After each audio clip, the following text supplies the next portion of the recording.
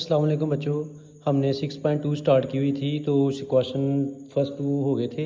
आज हमें तीसरा पार्ट स्टार्ट करना है। तो तीसरे पार्ट के 3 पार्ट पूछे हुए हैं। पहले पार्ट के अंदर उसने अर्थमेटिक मीन या हिसाबी औसत पूछी हुई है हमसे कि ये फाइंड करके बताएं। हमें जैसे कि पता है कि हिसाबी औसत का फार्मूला क्या है, या इसको अर्थमेटिक मीन को सिंपल आप एक्स के ऊपर बार लगाएं, सिग्मा एक्स बटा एन के बराबर है। अब सिग्मा एक्स का मतलब क्या है? सही, पिछले क्वेश्चन में हमने यही किया था कि सभी रकमों हमने ऐड कर देना है। सिंपल है बच्चों, 88 plus 70 plus 72 plus 125 plus 115 plus 95 plus 81 plus 90 plus 95 plus 90। तो इन सभी को आप जमा करना है। टोटल तादाद कितनी है इनकी? टोटल कितनी है गिन लें इनको। 1 2 3 4 5 6 7 8 9 10 हैं। सभी को जमा कर दें और 10 के ऊपर तकसीम कर दें। आगे पास हिसाब भी औसत निकल के आ जाएगी। सभी को जमा करें तो मेरे पास बन रहा है 921। कैलकुलेटर चेक कर लीजिएगा, मिस्टेक भी हो सकती है, आप खुद भी देखें कि कितना बनता है। अगला मेरे पास ये आया था 921 10 से डिवाइड किया, मेरे पास आ गया 92.1। तो ये मेरे पास इसकी हिसाबी औसत निकल के आ चुकी है। सिंपल सा बच्चों क्वेश्चन है, सभी वैल्यूज अगर प्लस कर देना है। हिसाबी औसत के अंदर ऐसे ही करते हैं, सभी वैल्यूज अगर प्लस करना होता है, टोटल रकम डिवाइड कर देना है, आपका आंसर आ जाएगा। अब दूसरे पार्ट के अंदर कह रहा है कि इसका आपने वस्तानिया या इसका क्या कहते हैं इसको इसका मीडियन निकाल के बताना आपने। मीडियन क्या होगा इसका? तो दूसरे चलते हैं दूसरे पार्ट की तरफ। तो सबसे पहले मीडियन निकालने के लिए पहले आपने रकम को तरतीब देनी है, यानी आपने रकमों को सीक्वेंस वाइज लिख लेना है।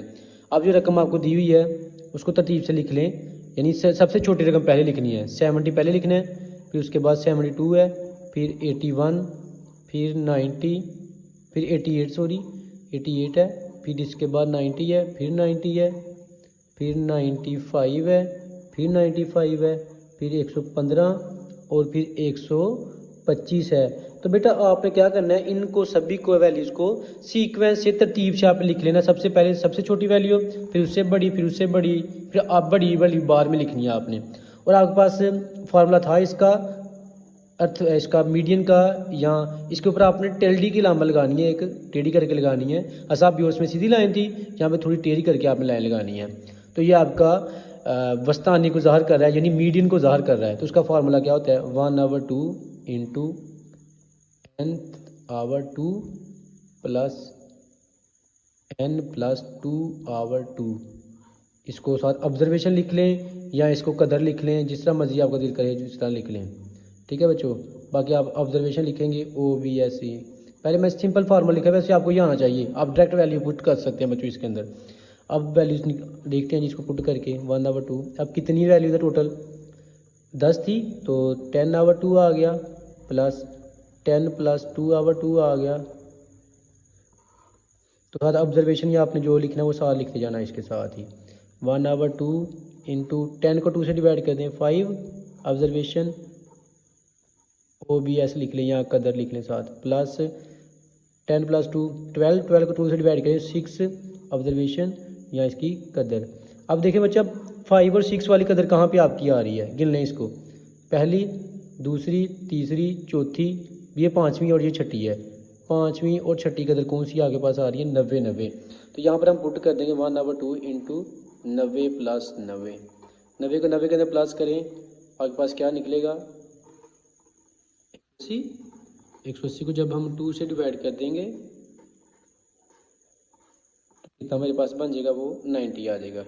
तो मेरे पास निकल के आ चुका है जी आपका 180 डिवाइड बाई 2 9 × 18, तो मेरे पास 90 बच गया। तो मेरे पास 90 बचों क्या है, इसका वस्तानिया मेरे पास निकल के आ गया है। तो इसका ये क्वेश्चन भी, दूसरा पार्ट भी इसका मेरे पास हल हो चुका है। अब चलते हैं हम तीसरे पार्ट की तरफ। तीसरा पार्ट सिंपल है बच्चों। तीसरे पार्ट के अंदर पूछा हुआ उसने कि इसका आधा क्या है। क्वेश्चन की इसकी समझ नहीं आई तो दोबारा पूछ सकते हैं आप लोग। सिंपल आपने बच्चों टर्म्स को तरतीब से अरेंज करना है। आपने सबसे छोटी वैल्यू पहले, बाद में उससे बड़ी बड़ी वैल्यू बाद में आपकी आएंगी। और फार्मूला के पास आता है, फार्मूला के अंदर वैल्यू पुट करनी है। यहाँ पर छठी ऑब्जर्वेशन कौन सी, सातवीं कौन सी है, पाँचवीं कौन सी, छठी कौन सी है? ये पाँचवीं और यही छठी है। तो आपको 90 × 90 पुट किया, 2 से डिवाइड किया, आपके पास आंसर आ चुका है। तो तीसरे पार्ट की तरफ चलते हैं। तो तीसरे पार्ट के अंदर उससे पूछा कि इसका हमें आधा निकाल के बताएं जी। आधा, इसको इंग्लिश में कहते हैं मॉड। तो इसकी क्या डिफाइन है? इसकी डिफाइन यही है आधा की या मोड की डिफाइन हमारे पास ये है कि most repeated value in data, यानी जो वैल्यू डाटा के अंदर सबसे ज़्यादा आ रही है वो क्या कहलाएगी आपकी? वो आपकी मॉड कहलाएगी। यही क्वेश्चन के अंदर आप देख लें सबसे ज़्यादा वैल्यू कौन सी आ रही है। ये एक दफ़ा है, ये भी एक दफ़ा, ये भी एक दफ़ा, ये भी एक दफ़ा, 90 2 दफ़ा है और 95 भी 2 दफ़ा है, बाकी रकमें एक एक दफ़ा हैं। तो जो ज़्यादा वैल्यू कौन कौन सी आपकी आ रही हैं वो 90 आ रहा है और 95 आ रहा है, यानी 90 और 95 आपके दो वैल्यूज आ रही हैं। यही आपका क्या है? आधा है। इसका यही आंसर है। तीसरा पार्ट बस इतना ही है जो आपका ये क्वेश्चन है। मैं ये एक्सरसाइज के तो क्वेश्चन तीसरा पार्ट आपका हो गया है। इंशाल्लाह नेक्स्ट अब क्वेश्चन नंबर 4 तक करेंगे नेक्स्ट लेक्चर के अंदर। तब तक अल्लाह हाफिज़, अपना ख्याल रखिएगा, अपने वालिदैन का ख्याल रखिएगा जी। अस्सलाम वालेकुम।